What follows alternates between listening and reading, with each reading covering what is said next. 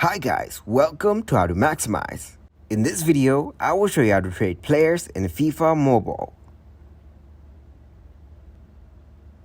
First, open the FIFA Mobile app.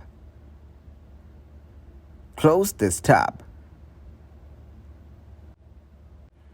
FIFA Mobile doesn't have any mechanism to trade players, so we have to do it manually.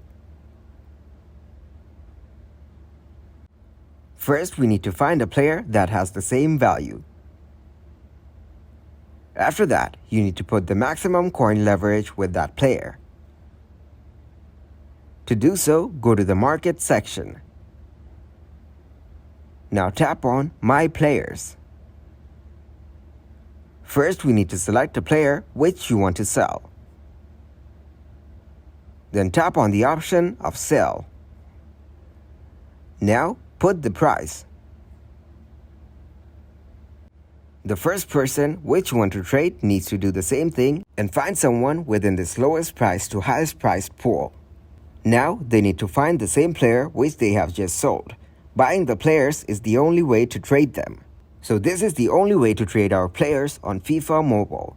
Thanks for watching and please leave a like, subscribe and share.